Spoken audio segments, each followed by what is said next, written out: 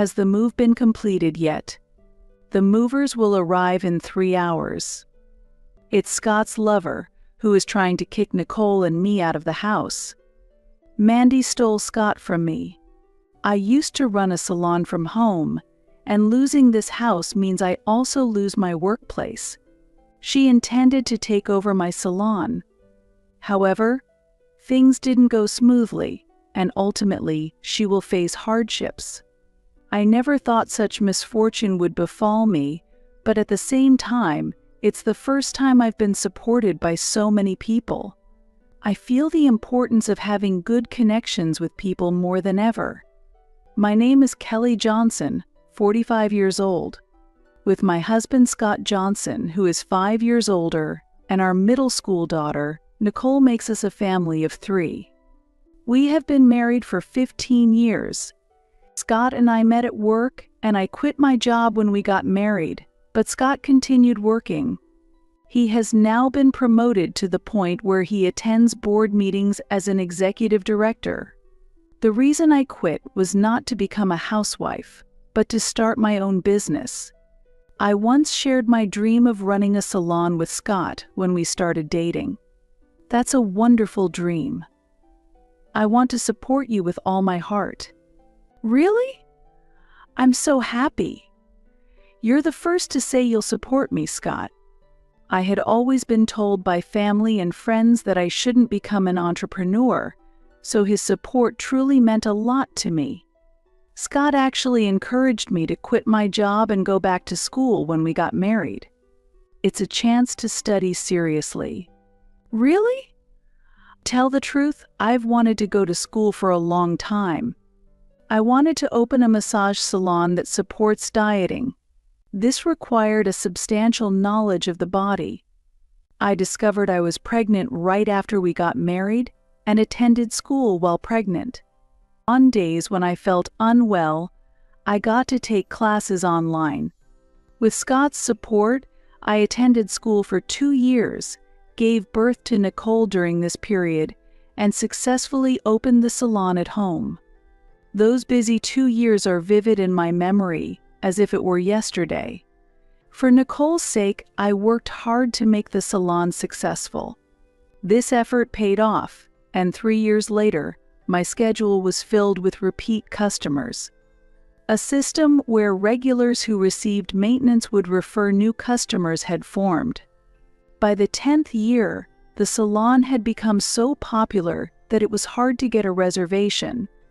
When the 10th anniversary came, customers and friends celebrated with me. That day, I received a bouquet of flowers from Scott and Nicole and felt truly happy. You've really done well. Thank you. I made it this far because of your support. I appreciated his help and expressed my gratitude to Scott for his support. I have something to tell you. What is it? I've been promoted, and I will become an executive director. I'll be attending board meetings from now on, and it might get busier. That's wonderful. Congratulations. Thank you. At that time, I was confident that our life together would continue to be happy even after Nicole had grown up and left home. However, a few years later, I would discover Scott's betrayal. One day, Mandy Simpson appeared at the salon without notice. She is the daughter of the president of Scott's company. Are you Mrs. Johnson?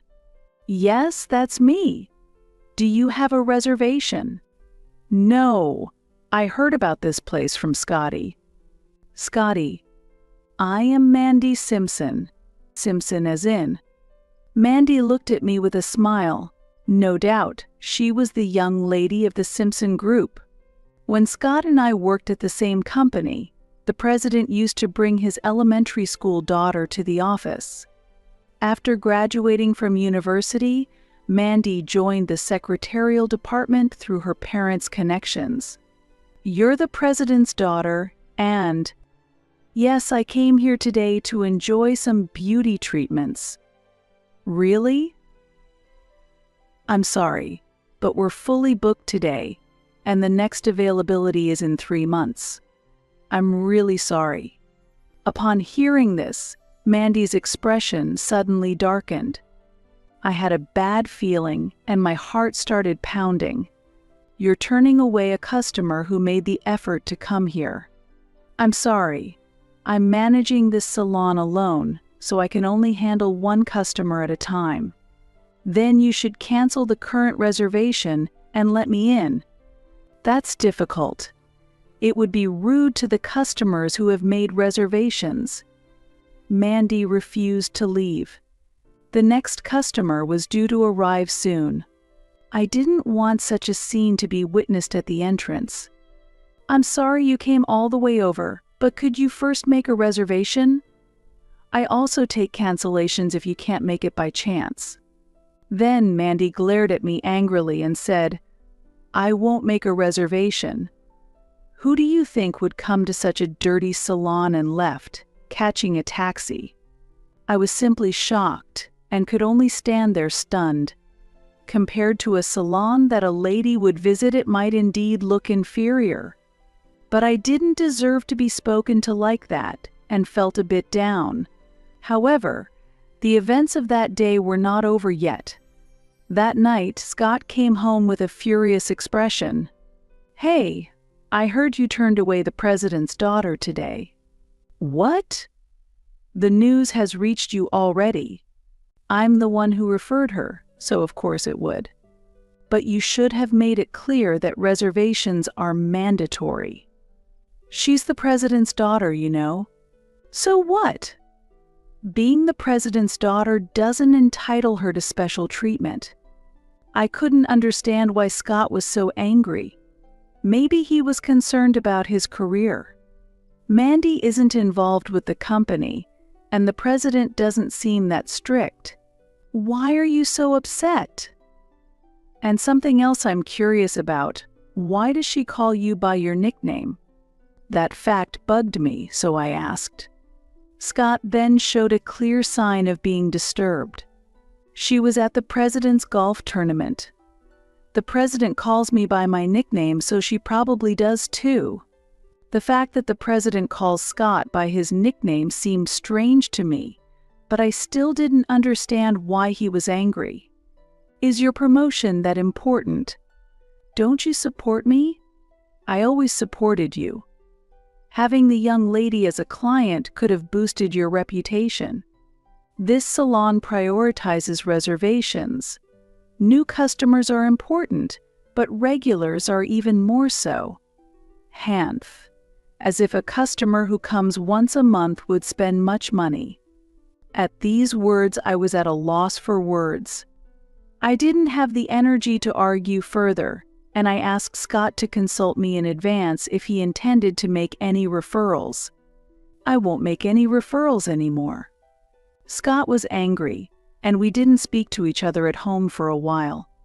I couldn't understand why the matter with the president's daughter had to cause so much trouble.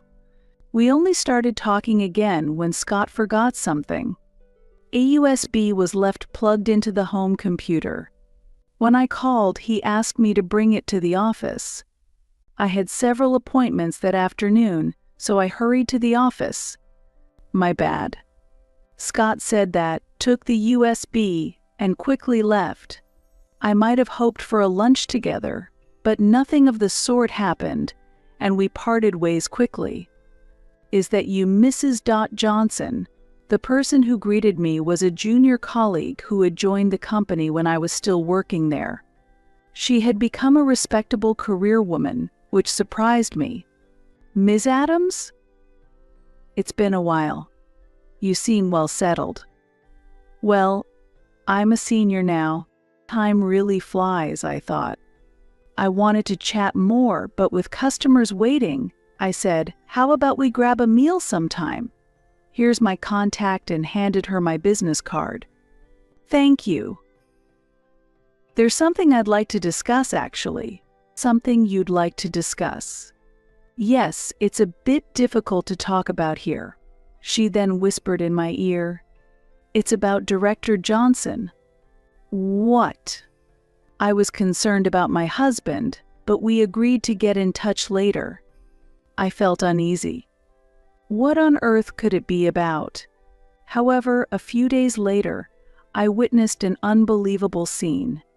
That day, I had gone on a business trip a bit further away. I was visiting a factory to see a prototype of a new lotion for the salon. When I arrived at the station, I saw a familiar car parked. Watching it, I noticed Mandy sitting in the passenger seat. I discreetly observed from a distance. No one was in the driver's seat at first, but soon a man came out of a store and took the seat. It was undoubtedly Scott. He was supposed to be on a one-night golf trip today. I thought maybe it was a competition Mandy was participating in, but something felt off. It was a woman's intuition. Then, in the next moment, Mandy wrapped her arms around Scott's neck and kissed him on the cheek. Scott happily returned the kiss on her lips. They laughed shyly and drove away from the station. I was so shocked that I just collapsed right there. The next day, late at night, Scott came home. "Oh, you're still up. You could have gone to bed. We need to talk." "About what?" "Who did you go on a trip with last night?" "It wasn't golf, was it?" Scott seemed a bit taken aback by the sudden question. "Yesterday, I saw you at the station. You were kissing Mandy in the car." Hearing this, Scott sighed heavily. "Yes, I went on a trip with Mandy." Surprisingly, Scott calmly admitted to the affair, and even more astonishing, said, "Now that it's out, it's easier to talk. I actually plan to wait until next year, but I'm not interested in you at all anymore. I want to marry Mandy soon. Even my mother agrees." I never expected that my mother-in-law had been consulted in advance. For the first time, I realized she was on her son's side. "Are you considering a divorce?" "Yes. I'd be happier coming home to a young wife rather than an older woman like you." Seeing the kiss was shocking enough, but I never expected such a statement. "Let's discuss this with Mandy as well." I managed to say this while desperately trying to maintain my composure. Over the weekend, we invited Mandy over and had a talk.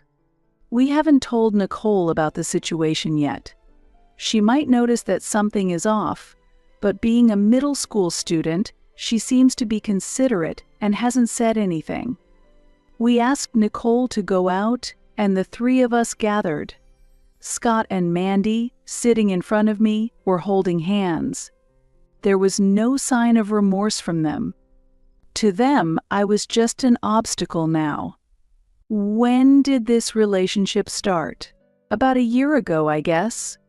That long. I hadn't noticed anything over this past year. I remember that Scott got promoted a year ago. When I realized that the late returns home and the weekend outings were all to meet Mandy, anger welled up inside me. After the divorce, I will be taking over the house and the salon. Wait a minute. Even if I leave the house, why should you take the salon too? Well, the salon is attached to the house, isn't it? Are you planning to continue coming here? That's right, but I hadn't thought about not being able to provide services to the local clients anymore. If I leave this house, I have to give up the salon as well. I was so shocked by Scott's affair that I completely forgot about the salon. Even if I have no other choice but to leave, it will be impossible for you to run the salon. I will shut it down. Don't worry, my father will provide financial support, and I will hire staff. I never imagined losing not only Scott but the salon as well. That hurt even more. I want you to sign the divorce papers quickly and leave. I can't wait to live here with Scotty. Yes, I see. But it won't be that simple. Is it a matter of money? I will pay proper compensation. I have the money. That's your parents' money, isn't it? And do you really think your father approves of this? My dad supports everything I do. And with Scotty by my side, there's no problem. Even his mother supports us. I no longer had the energy to delay the divorce. If Scott's decision is this firm, there's no point in clinging to anything. Since I would receive compensation, I decided to proceed with the divorce proceedings quickly and settle everything. However, I was worried about Nicole. Just then, the door burst open, and Nicole entered the room. "Mom, let's leave these people and get out of here. I support you." "Oh, Nicole, not staying with your wonderful father? That's fortunate. I didn't want you to be in my way anyways." Nicole stared intently at Mandy. "What do you like about this old man, old lady?" "Old lady? Ma am?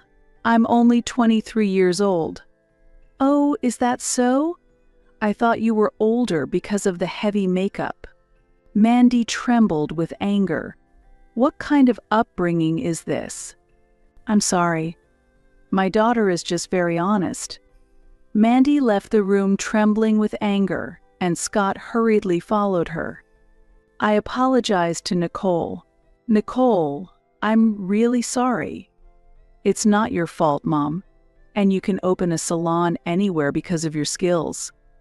Encouraged by Nicole's words, I resolved to try hard in a new place. I might not have been able to make such a quick decision if it weren't for Nicole. I didn't want her to have anything to do with that woman. The procedures were carried out swiftly.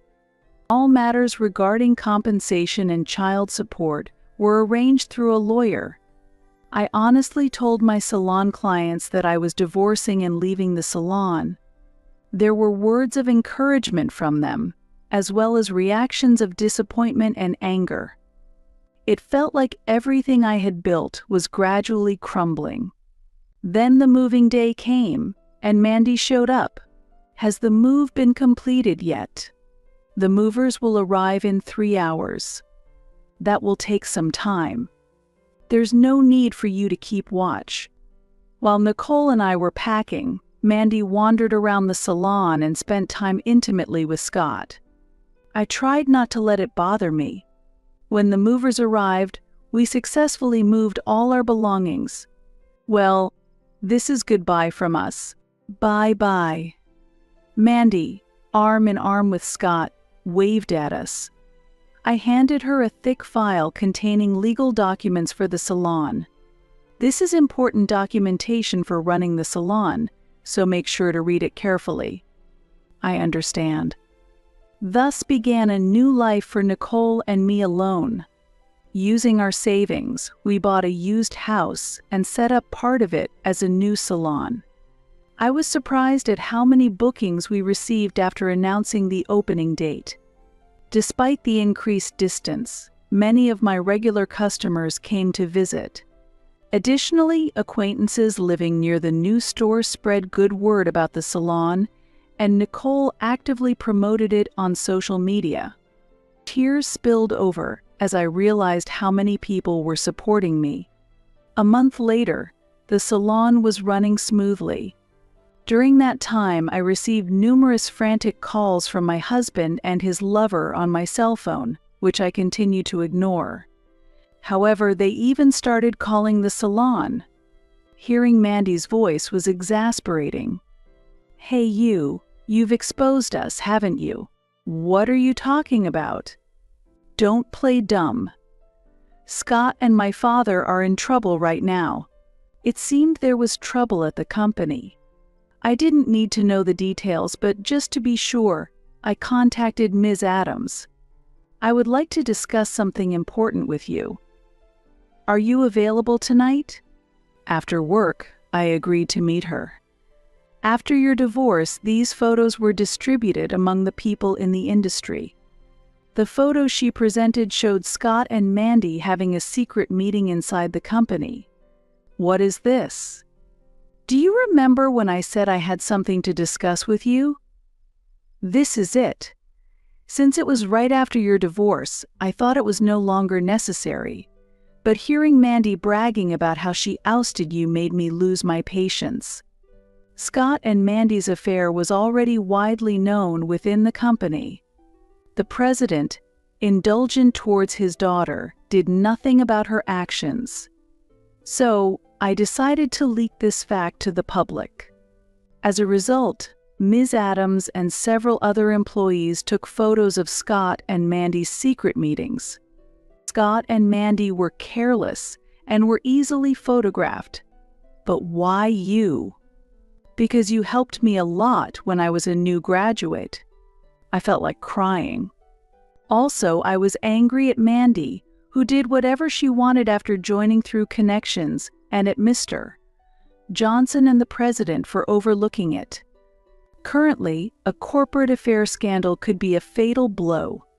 The public's view of infidelity is harsh, and clients tend to distance themselves quickly. But won't you and your colleagues be troubled if the company faces problems? Don't worry. Our company was set to be acquired by a foreign corporation several years ago, and it's possible to request a transfer to the parent company. It seems that the acquisition of the company had already been decided. This issue has devalued the company, and the sale at a very low price is underway.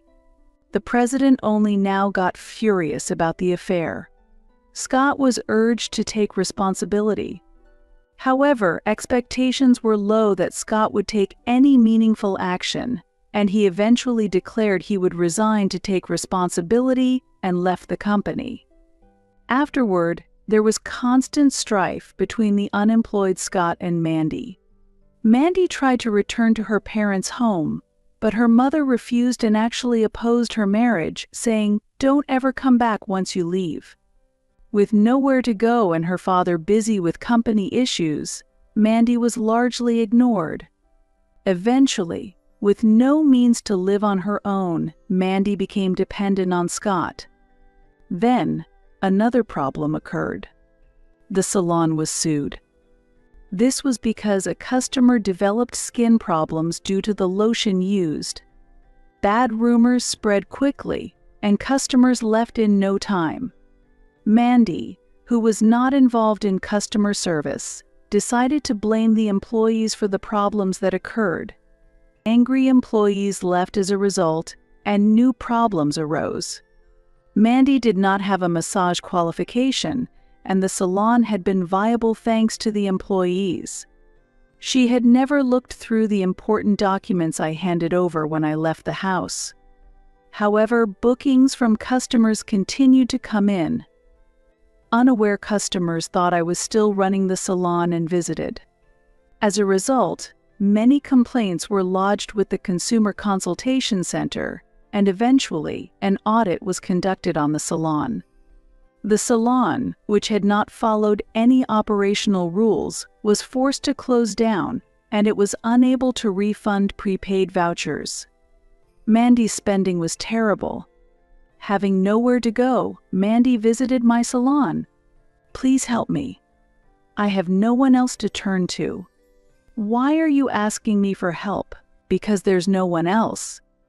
At that moment, customers resting in the waiting room stood up and confronted Mandy. "You have the nerve to show your face here. Just go back where you came from." One by one, the women who were regulars at my salon and had come from far condemned Mandy. Unable to bear it, Mandy fled back home.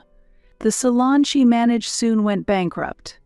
What remained were the refunds to customers and unpaid wages to employees. As a result, Mandy took out loans to settle these debts. Her parents refused to assist her, and she was forced to borrow from financial institutions. Meanwhile, Scott still had not found a job and, due to his pride as a former director, was picky about employment. "You should work, even if it's just at a store or something, to make some money." "What? There's no way I would do such work. You should work instead." Such arguments continued to be a regular occurrence. Eventually, unable to withstand the pressure of repayment, Mandy started working as a cashier in a supermarket, and Scott began working as a delivery person. but it was still difficult to repay the debts. Mandy eventually went to her parents' house to beg for help. She promised to repay and created a promissory note. A few days later, Nicole suddenly burst into the house as if fleeing. "What's wrong?" "He's chasing me." "Who?"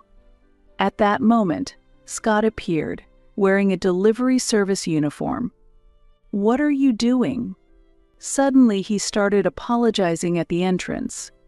"I sent Nicole to her room and decided to talk with Scott alone. Kelly, I was wrong. I want to start over with the three of us as a family. I'm serious. After you left me and Nicole for another woman, why do you think we can start over? I intend to divorce her." "What? It hasn't even been a year since you got married, right?" At that moment, the doorbell rang, and Nicole came downstairs to answer it. "You're here too." The person who boldly walked into the house was Mandy. "I knew you'd be here." "How did you know?" "The delivery service called me. They said they couldn't reach you. What are you doing, skipping work?" "I want to break up with you." "What are you saying?" Seeing the situation worsening, I urged them to leave the house. "I'm not considering remarrying you. We don't want to be involved with you anymore. So please, never come to this house again." "Wait. If either of you comes here again, I'll report you to the police for stalking. I will never come to this house again." Saying that, Mandy took Scott and left. In the end, Mandy was not considering divorcing Scott, and she did not let go of him. I wondered why Mandy so desperately wanted to stay with Scott. 5 years have passed.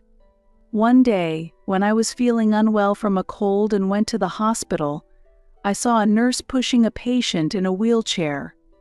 The patient was a man in pajamas, unmistakably Scott.